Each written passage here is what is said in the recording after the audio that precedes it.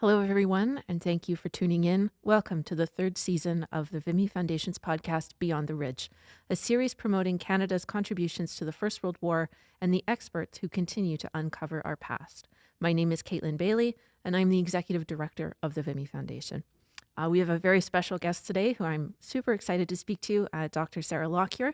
Dr. Sarah Lockyer is the Casualty Identification Coordinator in Canada's Department of National Defence and the Canadian Armed Forces. She graduated with a PhD in Bioarchaeology from Bournemouth University and now acts as a Casualty Identification Programs forensic anthropologist. The program works to identify newly uncovered remains of Canadian service members from the First and Second World Wars, as well as the Korean War, and ensures that these individuals are given a proper burial with their name, unit, and in the presence of their family members. So, Sarah, Dr. Lockyer. Thank you so much for having me. It's a pleasure to be here. We're super excited. It's not every day we get to talk to someone who I personally find extremely cool, so I'm very excited. Well, I hope I live up to that expectation. So no pressure. No pressure, but exactly. So, I would say, I guess in my book anyway, I'd say you have a pretty cool job. If I had to describe cool jobs to people, a bioarchaeology PhD, you've worked for Parks Canada, amongst other positions. Now you work in casualty identification. So, what is it that sort of got you started out in forensic anthropology, would you say? Quite frankly, it was a television show, which is not very original, I have to admit. And in all fairness, however, this was before Bones was on TV. Yes. So it's before that. I was 16 years old and I was surfing the channels on a Sunday afternoon, and I stumbled upon a Canadian production, a true crime show called Exhibit A. And during that particular episode, it revolved around a mother who supposedly abandoned her kids, but it turns out that she had been murdered by the father and then buried in the backyard. And then there was a deck and a gazebo or something like that built on top of her. And decades later, they found the body, and then there was a woman who came on to the screen who was a forensic anthropologist and explained how she was able to confirm that no, that skeleton wearing the shoes and the dress is in fact the mother. And here's how I was able to say that that skeleton is the mother, and she did not abandon her kids. She was in fact murdered by the father. And I remember thinking to myself at 16 years old, growing up in Moncton, New Brunswick, like, man, that's cool. I want to do that. Because many of my friends were talking about, quite typical, common a career path. And there was nothing wrong with that. But I had this big idea of, I want to be different. I want to do something different. And so I kind of clung to the concept of forensic anthropology. And then by some miracle, it ended up happening where I managed to get a job in my field because there aren't too many jobs available in the field. So things kind of worked out for the best. Yeah, absolutely. And I think it's super great just to know, for people that you can have a dream like that when you're 16 and, there's a chance that it's going to happen and, off you go. And now you're, the forensic anthropologist for the Casualty Identification Program. Right. Now I realize I'm a bit the exception to the rule because not many 16-year-olds know what they want to do, which is Yeah. fair. Honestly, there shouldn't be too many 16-year-olds who really know what they want to do. But it worked out, so it's good. Yeah, it worked out super well for you. So I'm interested, I guess, just for our listeners to tell us a little bit more about the Casualty Identification Program itself. So, what is it? When was it put in place, and what need was it answering? Right. So the Casualty Identification Program has existed since about 2007 because there's over 27,000 Canadian service members from the First World War, Second World War, and the Korean conflict who have no known graves. So we don't know where they are. Now that distribution is kind of 20,000-ish for the First World War that are missing, about 8,000-ish for the Second World War, and there's 16 Canadian Army soldiers missing in Korea. And the need to have something a bit more formal and structured to address this was that in 2002 and 2003, if I remember correctly, 2 skeletons were discovered in France. And there happened to be somebody at the office where I'm currently working who knew somebody whose daughter was studying forensic anthropology, and he had the idea of, hang on, maybe we actually have a chance of being able to identify these two before we bury them, because the process before was, oh, well, we know they're Canadian, so we're just going to bury them as unknown Canadians. But then the idea came of, what if we can identify these two individuals? And they did. Privates Peterson and Lawless were the first two successful cases, and our first two burials that we had. But then what started happening is that due to construction or farming activity, more and more skeletons were being discovered. And our office at the Directorate of History and Heritage kept getting contacted with more and more Canadian discoveries. So it just grew from there. And it's still growing today, where we're every year we're getting notifications that a Canadian body has been discovered from the First or Second World War. And so are you the unit's only forensic anthropologist? Yes. So on top of being the forensic anthropologist, I also manage the casualty identification as a whole. So I oversee every investigation from start to finish, give out tasks to certain individuals so that the research work and things like that can get done. So that's kind of what encompasses the position and the work in the program. So you mentioned that the First World War makes up the majority of your casualties. What are some of the challenges that you've found in your work in dealing with identification of First World War casualties specifically? From a forensic standpoint? And this is pretty applicable to all of them, not just the First World War, but also Second World War. The type of soil that they've been buried in for the last 100 years can have quite an effect on the preservation of the remains, which can then affect, can we extract DNA from the bone, and what type of DNA can we extract from the bone? So that will have effects on that. But when it comes to the First World War, also from a forensic perspective, the dental records of those who died are not in the personnel files. So using a resource like forensic odontology or forensic dentistry is not available to me for cases from the First World War. And we do have the Canadian Forces Forensic Odontology Response Team, so a small team of Canadian Forces dentists who are trained in forensic odontology. And when I bring them in for Second World War cases, they accelerate the process ridiculously. And you're usually able to either reduce the list of candidates to 2 people or flat out identify that individual. So because there are no dental records in the personnel files for those who died during the First World War, I can't use that. So there are some forensic kind of issues that we do encounter. In terms of the historical research, well, the personnel files from the First World War don't have much information. And a lot of it is subjective. Like I've seen a note in there of bad teeth. Okay, great. But what bad teeth means to me is probably not the same thing as what it meant to the person who wrote that down 100 years ago. But if I had more objective information of exactly what does bad teeth mean, it could help me, but it doesn't. So then there's not much information that we have to start with, which means a ton of more research. And many who enlisted during the First World War lied about their age. So knowing the proper age at death is definitely important to help me narrow down the list of candidates based on the age range that I've estimated for the skeleton. So that means more research to find a birth certificate or a baptism record to confirm or deny the fact that that's date of birth on the attestation papers is correct or is in fact wrong, right? Yeah, everybody was lying about their age, either older or younger. Exactly. It's quite rare actually when they haven't, and quite a few times it's happened that like a 30-plus-year-old has lied about his age, which wouldn't have affected whether he would have been able to enlist because he wasn't super young and he wasn't older. And I'm like, why would you lie? You were right in the perfect, age of category that they were looking for, but you still lied, which makes my job more difficult. Yeah, absolutely. Well, and it's funny that you would say that the First World War files for you are so sparse, because I think for me as someone who's doing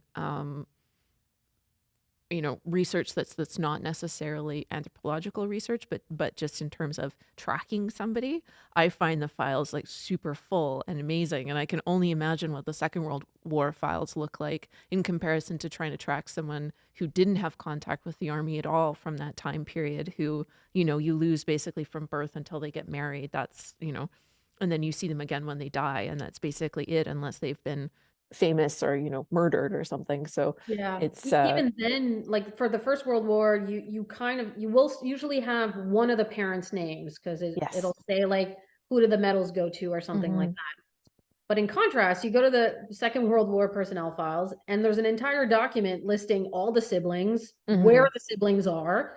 And then in terms of like dental information, there are dental records. I've seen x-rays. Mm, But there's all this information in the Second World War case personnel files that I'm like, oh, if yeah. somebody 100 years ago had clued in that this would be important 100 years from now. Yeah. But Yeah, well, there you go. So it leaves you with 20,000 unidentified Canadian First World War soldiers as a number to sort of chip away at.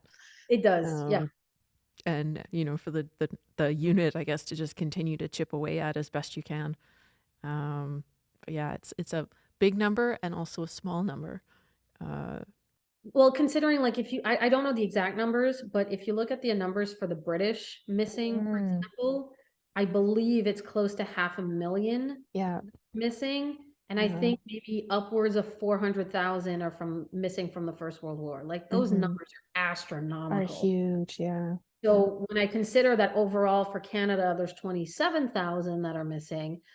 Well, yeah, still a very big number in comparison. I'm like, that's rather small Yeah. Yeah. compared to what other nations are facing. So Yeah, it's a doable number. It feels a yeah, little bit more doable than facing down. when you Yeah, make that comparison, absolutely. Yeah. yeah. Um, so you've mentioned a little bit talking about your casualty identification, just in the last question. You mentioned research as being something that you were using, forensic dentistry if you can, DNA if it's possible. So in terms of the process of identifying, let's say, a typical casualty from the First World War, um, what are kind of your tools and process for that? And what is something you would like the public to know more about the process?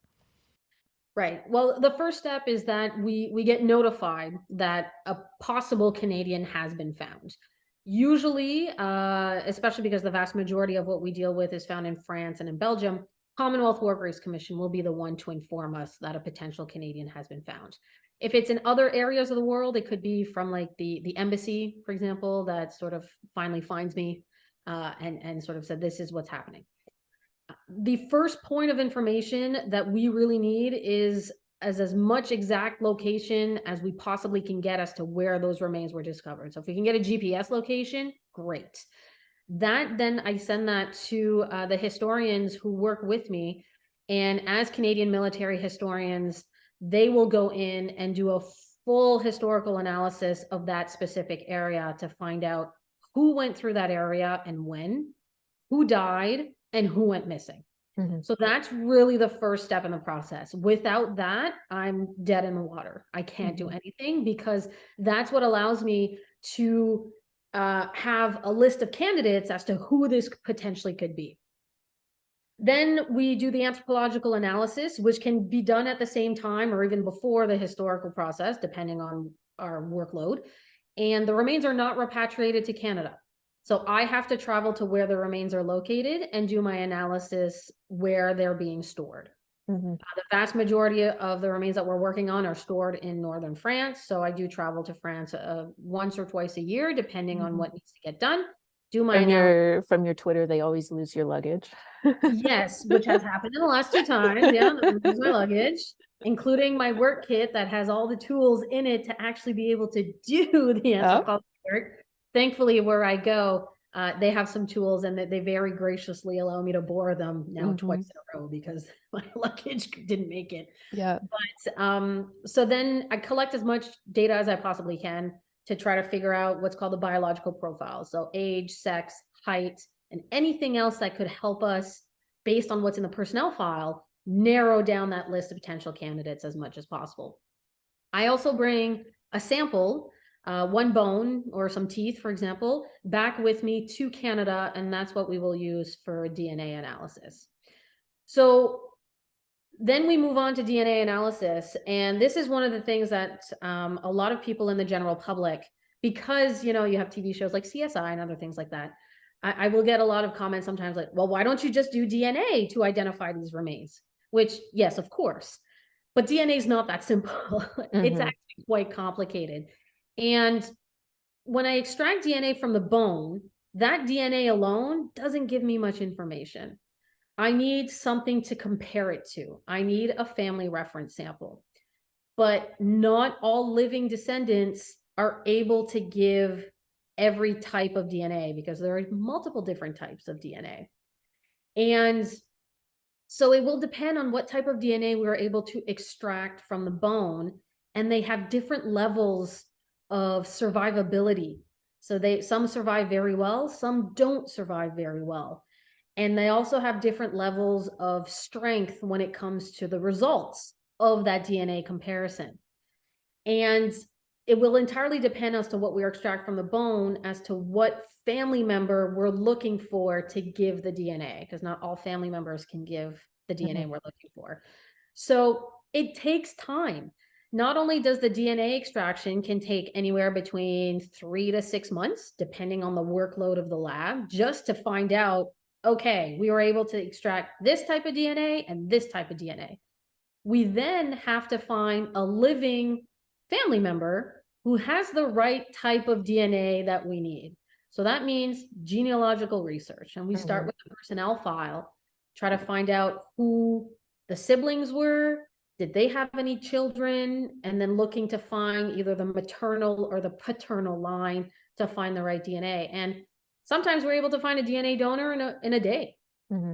Other times it takes a couple of years because the genealogy is so complicated. Or we've reached situations where all the people who would have been able to give that type of DNA that we're looking for are deceased.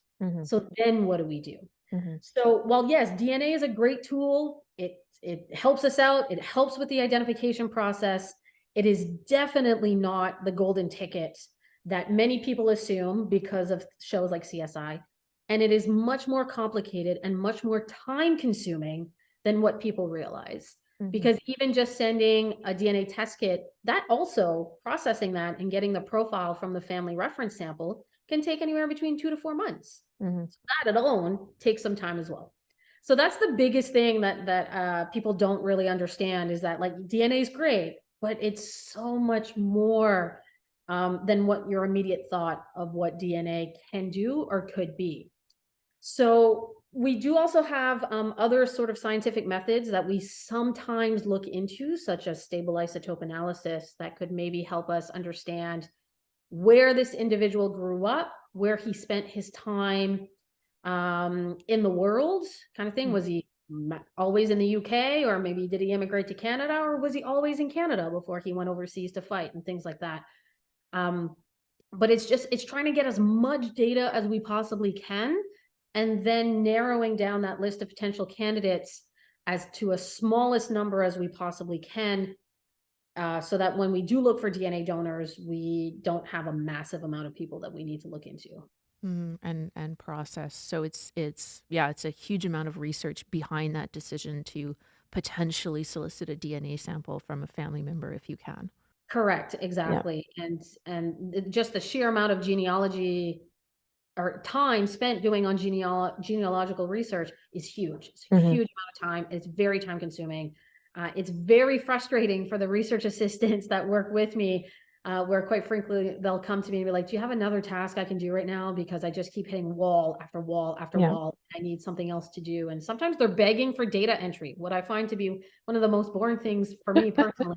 Like, do you have some data entry I can do? Like just something where I don't have to think. Just please give me an Excel sheet. Pretty much, yes, exactly.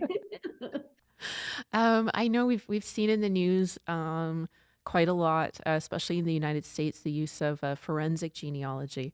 So is that something that your unit deploys at all, or is that not something you're looking at yet?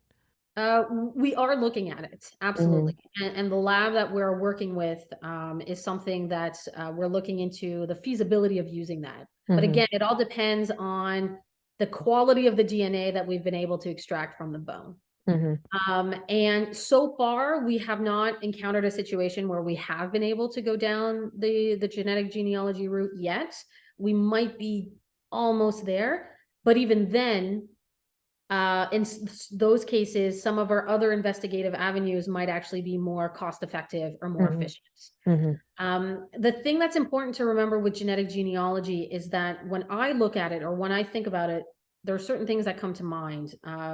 Privacy issues. One of the things being, did more or less, did the individual whose DNA we've extracted from the bone, did he consent to have his DNA shared in a publicly open DNA data bank like that? Yes. These are things that need to be considered, some ethical and moral issues that we need to consider. Not only that, privacy of the other individuals who are in that database, security. How is that information protected, managed, and things like that? Because if we upload a DNA profile into those databases, we no longer have control over it. So these are all considered. Now, I'm not saying these are bad things or these are definitely things that are not allowing us to do it. That's not what I'm saying. It's more, these are things we definitely need to consider and be aware of. And I'm pretty sure there are no laws in Canada at the moment regulating genetic genealogy or that type of research or the use of DNA within that framework. So if it does go through the court system, and I believe it will be going through the court system soon, as there was an individual who was charged with murder and they were found using genetic genealogy, that ruling, whatever it may be, may also have some repercussions on whether or not we can use genetic genealogy either in a forensic context or a bit more of a humanitarian. So it is something that's always on my mind, looking at what the feasibility is. Does it respect privacy considerations I have to take into account, security considerations I have to account, and see where it goes? And I think it might be a situation of we have to try it once to see what comes of it. And then we'll be better informed on whether or not, we can move forward or not. And I'm still waiting for that one sort of like really good opportunity of, no, this is the case that we're going to use because of X, Y, and Z. So, I mean, it sounds like you, as we said earlier, the majority of the cases that you're seeing are First World War cases that come with their own set of challenges. So where are you finding most of those cases right now in France? Where are you seeing those pop up? Right. At the moment, I'm trying to identify 40 skeletons. One is linked to the Second World War. Everything else is linked to the First World War.